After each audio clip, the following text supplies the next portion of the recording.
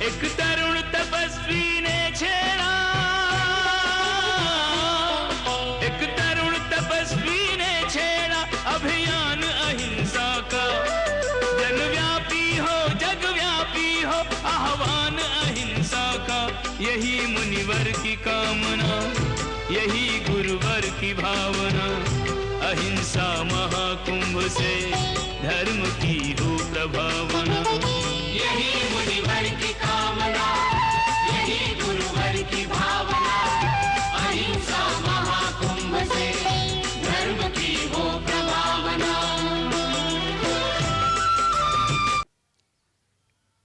दो भाई जब छोटे थे, कल्पना करिए आप जब छोटे थे, दोनों भाई मिलकर के कितनी बार झगड़ते थे, मगर इधर झगड़ा होता था उधर फिर एक हो जाते। वही दो भाई बड़े हो गए और अगर कभी दोनों में झगड़ा हो गया तो कसम खा लेते हैं अब हम उससे कभी बात नहीं करेंगे। एक बार झगड़ा हो जाए जिंदगी भर के लिए कसम खा लेते हैं हम कभी तेरे दरवाजे नहीं आएंगे, हम कभी तेरे दरवाजे पर आकर तेरे घर का पानी नहीं पिएंगे। ये आदमी बड़ा क्या हुआ कि वो क्रोध बैर के रूप में परिवर्तित हो जाता है। कितना अच्छा होता अगर ये आदमी हमेशा ही बच्चा होता।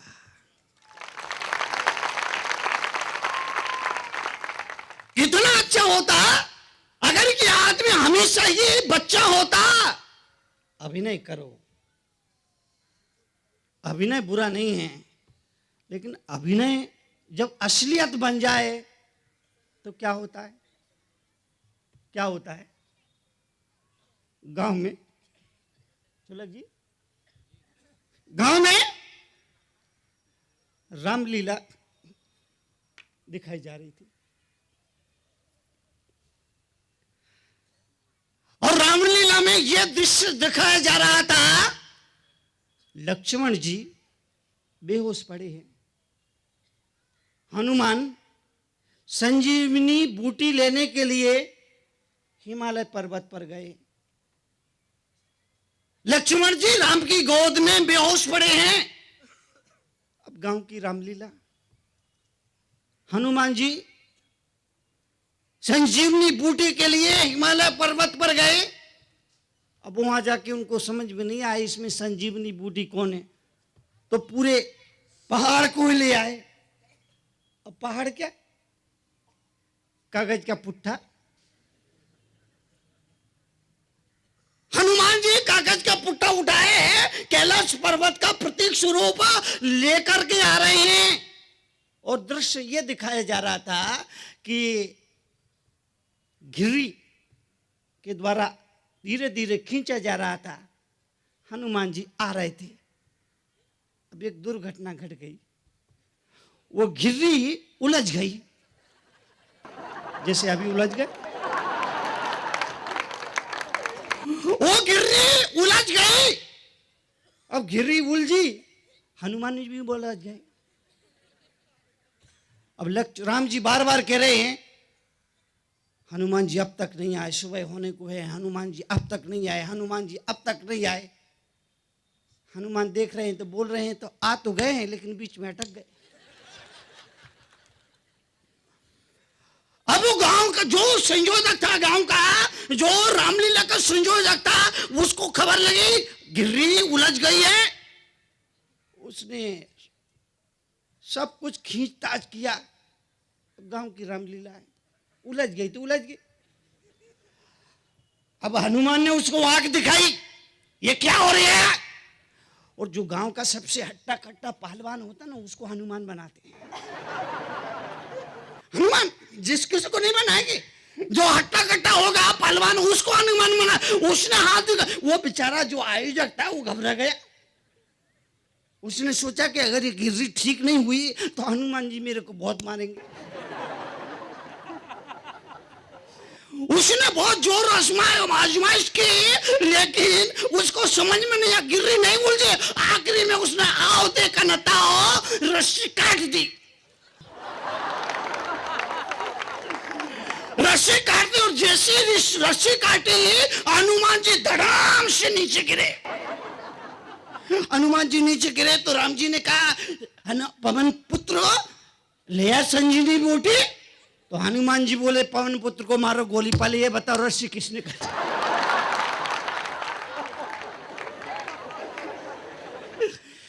पवन सुत को मारो गोली, पहले ये बताओ रस्सी किसने काटी?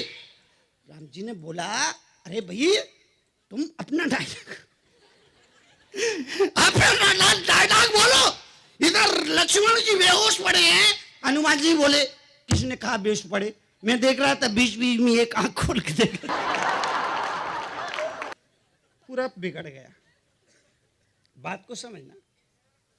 अभिनय असलियत में बदल जाए तो सब कुछ बदल जाता है। आपसे निवेदन करूंगा क्रोध करें पर क्रोध का अभिनय करें। अभिनय बुरा नहीं है। अभिनय का मत भीतर का जागरण बना हुआ है, भीतर का होश बना हुआ है। इसीलिए जीवन के लिए, जीवन के परिवर्तन के लिए, जीवन की समृद्धि के लिए आदमी सोचे विचारे।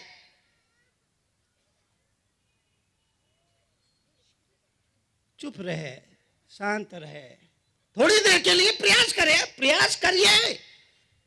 क्रोध धर्म निरपेक्ष है।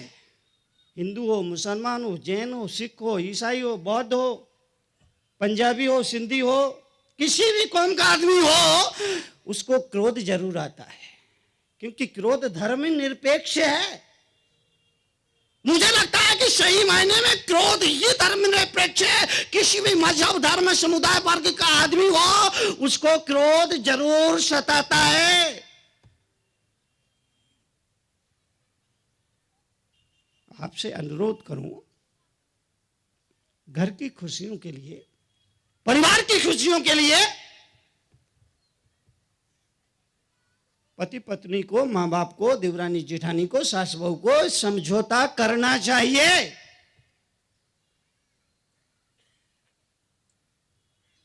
एक गुस्सा करेगा तो दूसरा शांत रहेगा।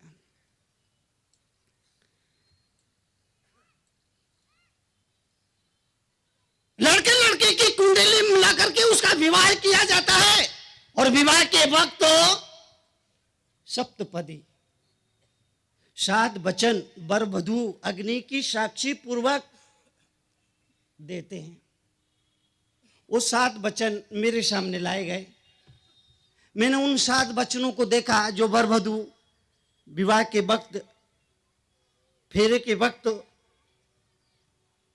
जो वचन भरते हैं, वो 7 वचन मेरे सामने लाए गए।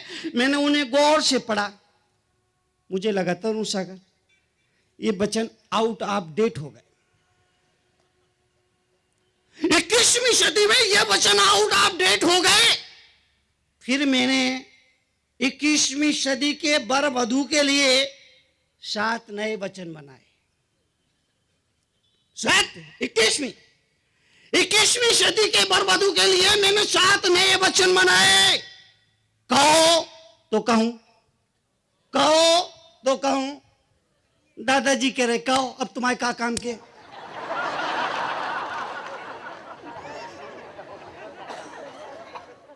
ठीक है ना, कोई नौजवान कहे तो बात समझ में आती है ना। आप बोलिए कहो, कहो, कहता हूं। 21वीं सदी के लिए जो 7 वचन बनाए, उसमें पहला वचन वर वधू अग्नि की साक्षी पूर्वक फेरे लेते वक्त 7 वचन भरे। उसमें पहला वचन यह होना चाहिए, वर कहे वधू से, दूल्हा कहे अपनी दुल्हन से कि अगर तू कभी आग बनेगी तो मैं पानी बन जाऊंगा, और कभी मैं अंगार बनूं तो तू जलधार बन जाएगा।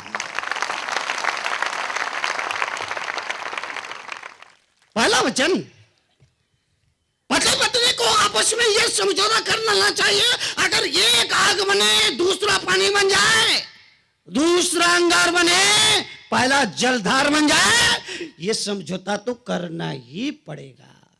परिवार की खुशियों के लिए, परिवार की प्रसन्नता के लिए पति पत्नी को इतना समझौता करना चाहिए, करना होगा।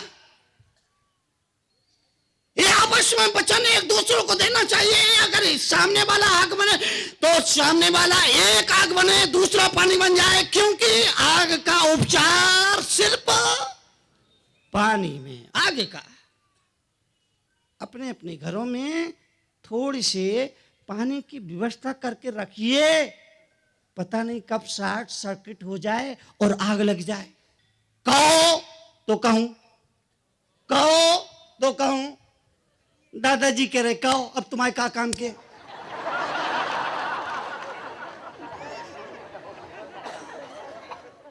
ठीक है ना, कोई नौजवान कहे तो बात समझ में आती है ना।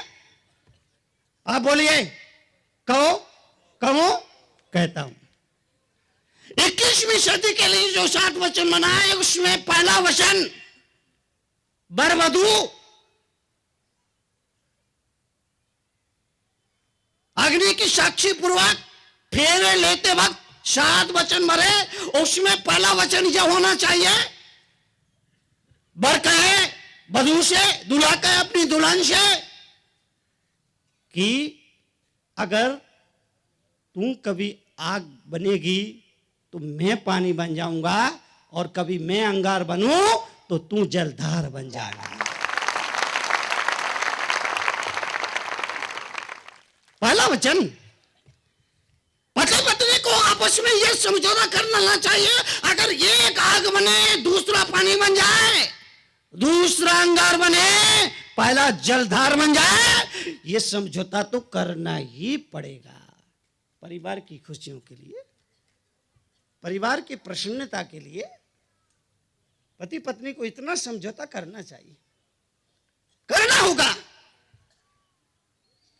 ये आपस में वचन एक दूसरे को देना चाहिए। अगर सामने वाला आग बने तो सामने वाला एक आग बने दूसरा पानी बन जाए, क्योंकि आग का उपचार सिर्फ पानी में। आगे का अपने अपने घरों में थोड़ी से पानी की व्यवस्था करके रखिए, पता नहीं कब शॉर्ट सर्किट हो जाए और आग लग जाए। अपने घरों में क्षमता का जल, सहनशीलता का जल, सहिष्णुता का जल, क्षमा का जल, शांति का जल, अपने अपने घरों में इस जल की व्यवस्था करके रखिए। पता नहीं कब किसके दिल की क्रोध की आग भड़क जाए और जीवन की खुशियां धूं धूं करके जलने लग जाए। अपने घर में जल की व्यवस्था करके रखिए।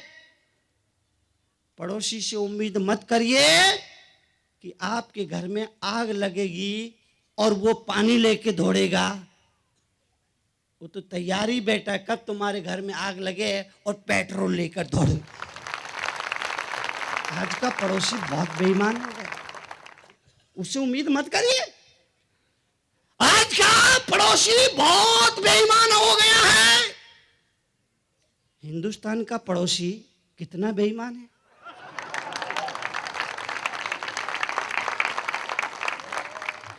आज का पड़ोसी से आप बहुत उम्मीद मत करिए। दरोज सागर का कहा आप मानिए, अपने घरों में जल की व्यवस्था करके रखिए। कौन सा जल?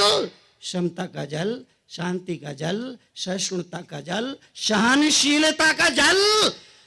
किसी ने कुछ कहा, चुपचाप सुन लो, सुनने की आदत डालो। कहने वालों की दुनिया में कमी नहीं है। कहने वालों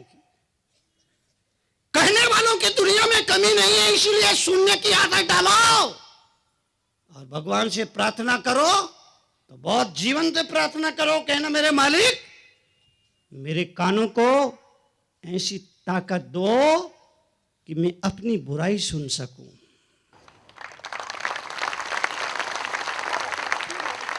मेरे मालिक मेरे कानों को ऐसी सामर्थ्य दो, ऐसी ताकत दो, मैं अपनी आलोचना, अपनी बुराई सुन सकूं।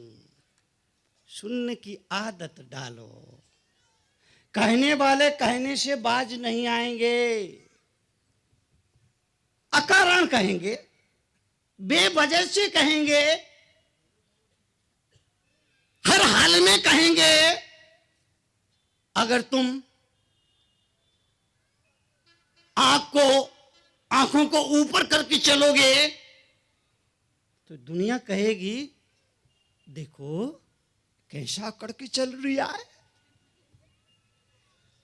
अगर तुम आंखों को नीचे करके चलोगे तो दुनिया कहेगी अरे भैया अब तो किसी की तरफ देखता तक नहीं है। ऊपर आंख करके चलोगे तो कहेगी कैसे आकर के चल रहा है, नीचे आंख करके चलोगे तो दुनिया कहेगी किसी की तरफ देखता भी नहीं है। आंखों को अगर इधर उधर घुमाओगे तो दुनिया कहेगी अरे भैया इसकी आंखों का कोई भरोसा नहीं।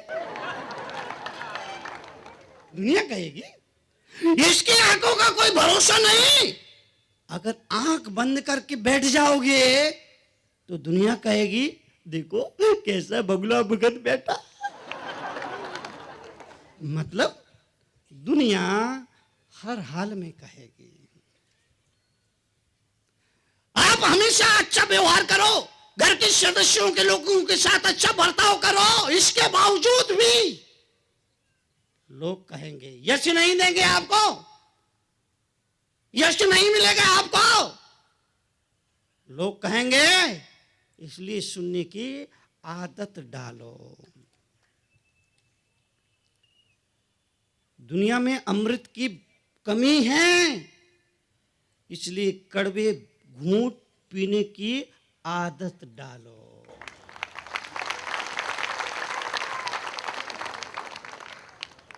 कड़वे घूंट पीने की आदत डालो।